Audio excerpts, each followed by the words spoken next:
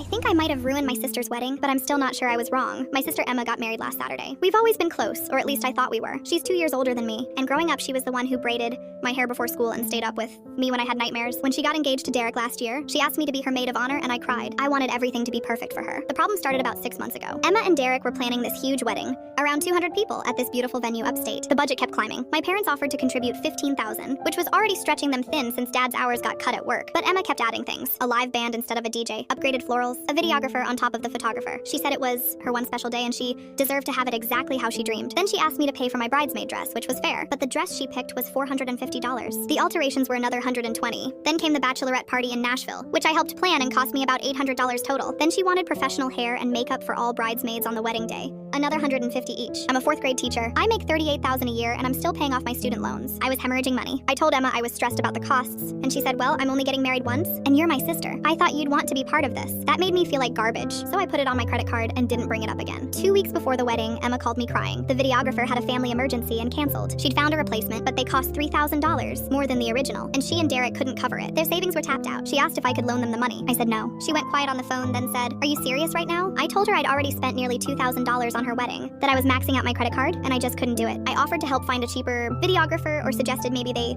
could skip it entirely and just have the photographer capture everything. Emma said, I can't believe you're being this selfish. This is the most important day of my life, and you won't help me. Then she hung up on me. She didn't talk to me for a week. My mom called and said I should reconsider, that Emma was heartbroken, that family is supposed to help each other. I said family shouldn't bleed each other dry financially either. Mom sighed and said, you know how Emma is, just apologize and move on. But I didn't apologize. Emma eventually texted me the wedding details like nothing happened, but everything felt cold between us. The wedding day came. I showed up, wore the expensive dress, got the expensive hair and makeup. Emma looked beautiful. During the reception, I gave my maid of honor speech. I'd worked on it for weeks and I thought it was good. I talked about our childhood, about how she'd always looked out for me, about how happy I was that she found Derek. People laughed at the funny parts and someone was definitely crying during the sentimental parts. But afterward, Emma pulled me aside. Her eyes were red and her voice was shaking. She said, you know, I noticed there's no videographer here. Every time I look around, I'm reminded that my own sister couldn't help me when I needed her. You made a lovely speech about how much you care about me, but when it actually mattered, you chose money over me. I felt like I'd been slapped. I said, Emma, I've spent $2,000 I don't have on your wedding. I've been eating ramen for months. I'm not choosing money over you. I'm just trying to survive. She said other people would have found a way. Other people would have made it work because they love me enough. I started crying and she walked away. Several family members saw the whole thing. My aunt came up and said I should have just helped Emma out, that you can't put a price on family. My cousin said Emma was being a bridezilla and I did nothing wrong. The whole reception felt ruined for me after that. Now Emma isn't responding to my texts. My mom says Emma feels betrayed and needs time. Derek posted beautiful wedding photos on Instagram